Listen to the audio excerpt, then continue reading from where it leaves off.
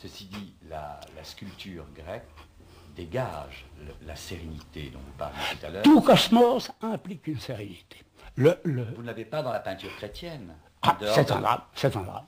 Le monde chrétien est un monde du drame, le monde chrétien en tant que juif est un monde du drame, en tant que proprement Nouveau Testament, c'est un monde du drame. Alors, ça n'est pas seulement un monde du drame, parce que vous aviez raison de parler d'Angélico tout à l'heure. Il y a une part chrétienne qui, par moment, retrouve le cosmos. Et vous en avez la théorie dans un très grand philosophe qui est Nicolas Cuse, qui, le bouquin s'appelle La Doctinérance, qui dit que au moment où il écrit, est en train de se former l'homme réconcilié.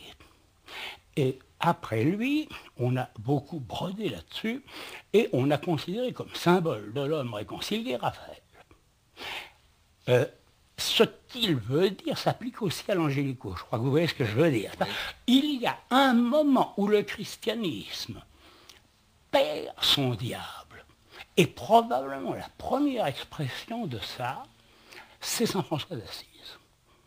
Parce que vraiment le manichéisme est bien faible et l'espèce d'immense puissance poétique de ma sœur la pluie est aussi un cosmos. Et alors on nous dira, mais le gothique, mais alors méfiez-vous des dates, car le Christ le plus réconcilié de Chartres, donc pas au portail royal, n'est-ce pas, oui. À droite, bon, est un Christ qui est contemporain de la mort de Saint François, donc d'un moment où la prédication était parfaitement connue. Là, je crois qu'il y a eu le début de ce qui vous intéresse, c'est même Giotto qui était réellement d'esprit franciscain. Même Giotto est un monde assez réconcilié, surtout si vous le comparez à ce qui le précède. Prenez donc les vestiges de Cimabue d'un côté, oui. Duccio, et mettez Giotto à côté. D'ailleurs, c'est pour lui qu'on a inventé le mot la nature, qui ne c'est pas une façon d'aller à la campagne, qui voulait dire la rupture avec Byzance. Mais l'art en général est malgré tout, en revoyant tous ces tableaux de Florence et de Venise, est une réconciliation. C'est une recherche, un acte d'amour finalement. Ça dépend des moments. Certainement pas Goya. Pas Goya, non, mais je parle du Settecento italien. Seicento plutôt. Voyons. Commençons par l'art toscan. Ou bien vous êtes sur des trucs pré-franciscains, c'est un art byzantin. C'est ça. Ouais. Ou bien vous êtes à la rupture, tu m'as vu Giotto, c'est-à-dire à Assise. Là, le monde de Giotto, je serais d'accord avec vous, si ce n'est pas un monde réconcilié, c'est du moins une formidable tentative de poser la réconciliation, parce que là, l'art a une chose très importante, c'est parce que parfois, il résout par ses propres moyens ce que la pensée n'a pas résolu par les siens. D'une certaine façon, on peut dire qu'il y a dans Giotto quelque chose de bien plus réconcilié que les textes contemporains, puisque l'auteur contemporain, c'est Dante. Alors, pensez. Bon, alors, ça s'emplit le siècle. Après, donc, la série que nous mettons sous le phare de Masaccio.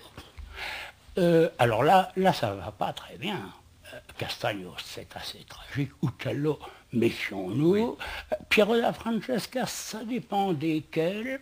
Pourtant, il y a quelque chose de ça, mais je me méfie. Il y a évidemment une sorte de sérénité. Il y a une harmonie au sens grec, le grand manteau blanc de la reine de Saba. Oui. Et surtout quand on voit d'où il venait, parce que maintenant on a pu enfin photographier à Santa Croce les fresques de son prédécesseur sur la légende de la découverte de la croix.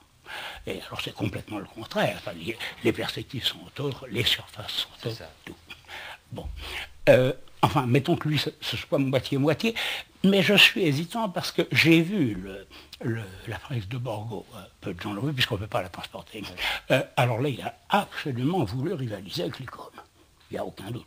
Le Christ ressuscité, ceci 2 fois trop large, exprès, enfin, de façon à avoir l'effet des yeux que vous avez au Pantocrator des grandes mosaïques de Sicile. Enfin, mettons-le lui en moitié-moitié. Alors l'Angélico, ça, il n'y a pas de doute. L'Angélico, c'est la tentative d'un monde réconcilié. Et alors même, à mon avis, dans quelques tableaux, c'est le monde réconcilié. En particulier celui du Louvre.